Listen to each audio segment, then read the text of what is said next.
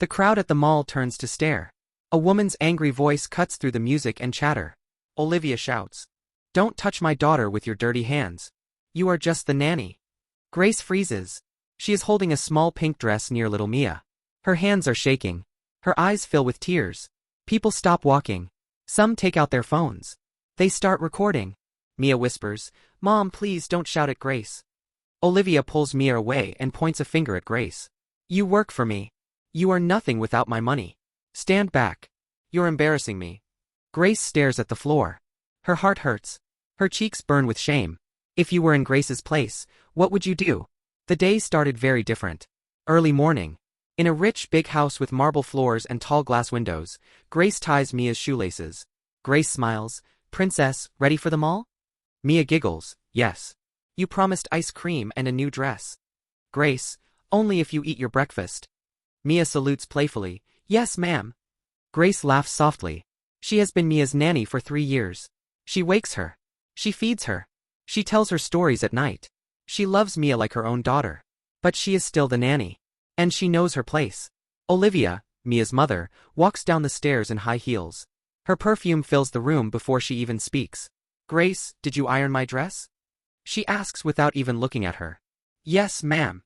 "It's in your room," Grace answers quietly. Olivia rolls her eyes. "You should have brought it here. I have to keep telling you everything." Grace lowers her head. "Sorry, ma'am. I'll remember next time." Daniel, Mia's father, walks in with his laptop bag. He looks tired but kind. "Morning," he says, kissing Mia's forehead. "Excited for the mall?" Mia beams. "Daddy, Grace is coming too." Olivia's face tightens. "Yes, because someone needs to carry the bags," she says coldly. Daniel glances at Grace and gives a small, apologetic smile. He has seen Olivia be rude many times. But he is always busy, always rushing to meetings. "Olivia, be nice," he says softly. But Olivia ignores him. The mall is bright and full of people. Music plays. Children laugh. Big posters of models hang from the ceiling. Olivia walks ahead in a designer dress. Every step shows power. Every move says, "I am rich." Grace follows behind, carrying Olivia's handbag and Mia's small backpack. Mia skips between them, holding Grace's hand. "Grace, can I get cotton candy?" Mia asks. Grace smiles. "Let's ask your mom, okay?" They reach a luxury kids' clothing store. The kind with golden lights and price tags that make normal people dizzy. Olivia speaks to the sales lady. "Show me your most expensive dresses. My daughter only wears the best." Grace stands aside with Mia. Mia whispers, "I don't like these big dresses. They itch." Grace bends down. "What do you like, sweetie?" Mia points to a simple pink dress on a lower rack. "It's pretty but not flashy. Soft. Comfortable." "That one." Mia smiles. Grace smiles too. She gently takes the dress off the hanger and holds it up. "This would look lovely on you," she says. She doesn't know that, behind her, Olivia has turned around. Olivia sees Grace holding the dress close to Mia's body, checking the size. In that second, a horrible thought hits Olivia. She doesn't think. She only reacts. She storms over. "And this is where we came in." Olivia yells. "Don't touch my daughter with your dirty hands. You are just the nanny." The whole shop goes silent. The saleslady looks shocked. Mia grabs Grace's arm. "Mom, stop. She was just helping me." Olivia pulls Mia away. "Stay away from her," she hisses. "You have no right to act like her mother in public. People are watching." Grace's lips tremble. I am sorry, ma'am. She asked me to." "I don't care what she asked." Olivia snaps. "You are paid to follow orders. Not to pretend you are part of this family." Tears roll down Grace's cheeks. She drops her gaze to the floor. Her hands are shaking so much she almost drops Olivia's bag. People start whispering. "Why is she talking to her like that? She's just a nanny." "No, she's a human being." Someone lifts their phone and starts recording. Olivia notices, but she is too angry to stop. "Give me my bag," she orders. "And stand outside the store. I don't want you next to us." Grace nods slowly. She walks out of the shop, her chest tight, eyes blurry. Mia tries to run after her. "Grace! Don't go." Olivia holds Mia's wrist firmly. "No, Mia. She works for us. She will do what I say." Mia's eyes fill with tears. The camera is still recording. And Olivia has no idea how much this moment will cost her. As Grace stands outside the store, Wiping her tears, a man in a suit walks up to the mall's security desk and points at the scene inside. A few minutes later, Grace hears footsteps. "Excuse me, ma'am," a calm male voice says. She looks up. A man in a black suit stands there. His name tag says, "Mr. Carter, mall manager." Grace quickly wipes her eyes. "Why, yes. I saw what happened inside," Mr. Carter says. He looks kind but serious. "Are you okay?" Grace forces a weak smile. "Yes, sir. I'm fine. I'm used to this." Her voice cracks on the last word. She looks away in shame. Mr. Carter frowns. No one should be used to being treated like that. Before Grace can answer, Olivia steps out of the store holding multiple shopping bags. Mia trails behind her, eyes red. Olivia sees Mr. Carter and immediately straightens, flipping her hair back. "Finally," she says. "Good. Someone from the mall. I want this woman removed." Mia gasps. "What? Mom, no." Grace's heart drops. "Ma'am," she whispers. Olivia ignores her. She points at Grace as if she is garbage. "She is my nanny," Olivia announces loudly. "And she just tried to act smart in front of everyone. She embarrassed me. I don't want her near my child." People nearby stop and listen. Mr. Carter glances at Grace, then back at Olivia. "Ma'am, with respect," he says. "All I saw was you shouting at her." Olivia narrows her eyes. "Excuse me? Do you know who I am?" She says. "My husband owns half the offices in this mall. If I say she is a problem, she is a problem." Grace feels smaller and smaller. Olivia turns to Grace. "Give me the house keys," she says coldly. "You're fired. Right here. Right now." Grace's hands shake harder. Her throat feels dry. "Ma'am, please," she whispers. I need this job. My mother is sick. My son's school fee." Olivia cuts her off with a laugh. "That is not my problem," she says. "People like you always have sad stories. I'm tired of hearing them." Mia pulls at her mother's arm. "Mom, stop. Grace didn't do anything wrong. She always takes care of me. Please don't fire her." Olivia snaps. "Mia, be quiet. Don't talk back." Mia's lips tremble. She hides behind Grace's leg, hugging it tightly. Olivia sees that and her anger explodes. "She is my daughter," she shouts. "Not yours. You are just paid help. You are below us. You understand?" The words cut like a knife. Grace feels something break inside her. Her eyes are full of tears now. Her fingers slowly open, and the keys drop into Olivia's hand with a small, sad sound. Everyone around watches silently. Some shake their heads. Others keep recording. Mr. Carter steps forward. "Ma'am, I think you're being unfair," he says. "She only seemed to be helping your child. We have cameras everywhere. We can check if—" Olivia glares at him. "I don't need cameras to know what I saw." She barks. "Do your job and keep your cameras for real thieves. This woman is fired. End of story." She turns to Grace. "Leave," Olivia says. "And don't ever come near my house again." Grace feels her knees weaken. For a moment, she almost falls. She bites her lip hard to stop herself from crying out. Mia hugs her tightly. "Grace, please don't go. Please." Mia sobs. Grace kneels down to her level. She cups Mia's face gently. "Mia, listen to me," she whispers, voice breaking. "I love you so much. But I have to go now." Mia cries harder. "Why? You didn't do anything." Grace smiles sadly. "Sometimes good people still get hurt," she says. "But one day, truth will come out." "Okay." She kisses Mia's forehead. Slowly, she stands up. Her legs feel heavy. Her heart feels empty. Grace turns to leave. She walks away with her small, worn-out shoes making soft sounds on the shiny floor. No one stops her. But many eyes follow her. Many cameras have recorded everything. At home in her tiny room, Grace sits on a small bed. The paint on the walls is broken. A fan makes a rough sound above her. Her little son, Eli, sits next to her. "Mom, why are you sad?" he asks softly. Grace pulls him close. "I lost my job today," she says quietly. "Because of me?" Eli asks, scared.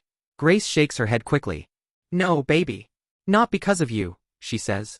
"Because some people think money makes them bigger than others." A tear falls down her cheek. She wonders, how will I pay the rent now? What about Mom's medicine? Eli's school? Her hands cover her face as she cries silently. At the same time, in a luxury bedroom across the city, Olivia scrolls through her phone. She smiles at pictures of herself at the mall. Posing. Shopping. Being rich.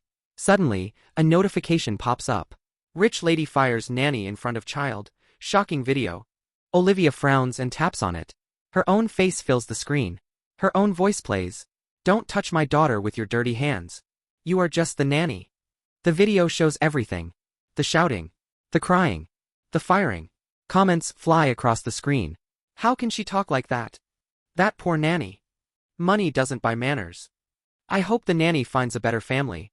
Olivia's hands start to shake now. What is this? She whispers. She clicks on another notification. Her name is trending. People are angry.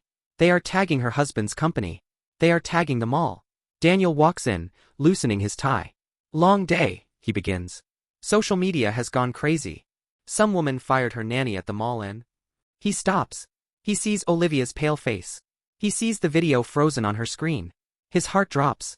Olivia, he says slowly. Tell me that's not you. Daniel presses play and watches his own wife humiliate Grace in front of their daughter, and the whole world. Daniel stands there in shock as the video plays. He hears Olivia laugh. People like you always have sad stories. I'm tired of hearing them. He sees Mia crying, hugging Grace's leg. He sees everything. What have you done? Daniel whispers. Olivia tries to speak. Everyone is overreacting, she says quickly. You know how poor people are. They twist stories to get sympathy. Someone recorded only the bad parts. Daniel cuts her off. The bad part is you, he says sharply. That woman raised our daughter for 3 years. And you treated her like trash. Olivia's eyes fill with tears now. I was stressed, she says. You're never home. I handle everything. I just lost control. Daniel runs a hand through his hair. The board called me, he says. Our clients saw this. They said our company looks heartless because of you. They want a public apology. They want you to fix this. Olivia's stomach twists. An apology? To a nanny? She says, almost choking on the words. Daniel looks at her with disappointment. To Grace, he says. To the woman who held Mia when she was sick. Who stayed awake all night when she had a fever. Who sang to her. Who loved her. He takes his phone. I'm going to the mall, he says. I want the full camera footage. Not just what people filmed on their phones. The next day, Daniel sits in a small office with Mr. Carter, the mall manager. Mr. Carter plays the security footage. They see Grace bending to show Mia the simple pink dress. They see Mia smiling, excited. They see no harm. No danger. Only kindness. Then they see Olivia storm in. They hear her words. All of them. Daniel closes his eyes in pain. She was just helping my daughter, he says softly. Mr. Carter nods. I tried to tell your wife, he says. But she didn't want to listen. Daniel sighs heavily. Do you know where Grace lives? He asks. Mr. Carter nods again. She left her number when she worked here once part-time, he says. I kept it. People like her, you remember them. Later that day, there's a knock on a small, old door in a crowded street. Grace opens it slowly. She is wearing a simple dress. Her eyes still look tired, but she stands straight. She freezes when she sees who it is. Mr. Daniel? She whispers. Daniel stands there with Mia holding his hand, and Olivia standing behind them, eyes red and swollen. Mia! Grace gasps, dropping to her knees. Mia runs into her arms, crying hard.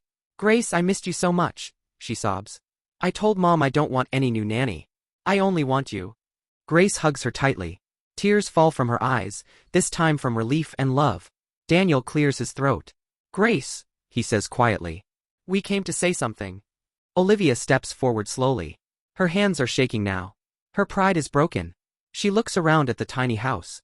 The thin curtains. The cracked floor. Things she never cared about before. For the first time, she feels real shame. Grace! Olivia starts, her voice weak. I was wrong. Grace looks up, surprised. Olivia's eyes fill with tears. I spoke to you like you were not human, she says. Like you were less than us. I hurt you. I hurt Mia. I humiliated you in front of everyone. Her lips tremble. I am so sorry. Then, in front of Grace, in front of Mia, and in front of the neighbors quietly watching from their doors, Olivia does something she has never done before. She bows her head, and she slowly kneels. Please forgive me, she whispers. Not because people are angry. Not because of the video. But because you did not deserve what I did to you. Grace's heart races. She never imagined this rich, powerful woman on her knees. The picture feels unreal. Part of her wants to say, you deserve this. Part of her remembers the empty fridge. The unpaid bills. The long nights. But another part remembers Mia's little hands. Mia holds both of their hands now. Grace, please, Mia cries. Don't leave me. I can't sleep without your stories. Grace gently wipes Mia's tears. Then she looks at Olivia. Ma'am, she says slowly, I don't hate you, but your words hurt me more than you know. You made me feel small. Like I was nothing. Olivia nods, crying silently. I know, she whispers. And I regret it every second. Daniel steps forward. Grace, he says, we want you to come back. But this time, not as someone we look down on. As someone we respect. We will increase your salary. We will write a proper contract. And Olivia will make a public apology online, using your name, to clear your image. Grace looks at all of them. Then she smiles sadly. I have another offer now, she says softly. Daniel looks confused. Oh. Grace nods. Last night, a lady saw the video, she says. She called me. She said she needs a nanny who stays calm even when treated badly. She said she liked how I protected Mia, even when I was being shouted at. She takes a deep breath. She offered me a job. Good salary. Respect. A room of my own. She said, I don't just want a nanny. I want a second mother for my children. Olivia's face falls. Her heart sinks. You're leaving? She asks in a shaking voice. Grace looks at Mia and her eyes soften. I love you, Mia, she says. But I also have to love myself. I stayed in that house even when I was hurt, because I needed money. I thought I had no choice. She looks at Olivia. Your words at the mall reminded me of something, she says. If I don't respect myself, no one will. Mia hugs her tight, crying loudly. Please don't go, Mia whispers. Grace holds her, rocking her gently. I will still call you, Grace says. I will still pray for you. But your mommy must now learn to be kind too. For you. Olivia covers her mouth as tears stream down. I understand, she says softly. This is my karma. I lost the person who loved my child the most, because I did not know how to treat her. She looks up at Grace with real pain in her eyes. I will still post the apology, Olivia says. I will still tell the world the truth about you, even if you never work for us again. It's the least I can do. Grace nods. Thank you, she says. The video of Olivia's apology goes online. She says, I was wrong. Grace is not just a nanny. She is a kind, strong woman who loved my daughter when I was too busy loving my own pride. People react again. Respect for this nanny. Happy she found a better place. Money can't buy a good heart. In her new job, Grace tucks two small children into bed. Eli plays on the floor with new books bought by her new boss. Grace smiles. Her life is still simple. But now, she is respected. She is safe. She is valued. Back in the big house, Olivia sits on Mia's bed. Mia clutches a stuffed toy Grace gave her. Mom, Mia says quietly, will you shout at the new nanny too? Olivia's eyes fill with tears again. No, Mia, she says. I have learned my lesson.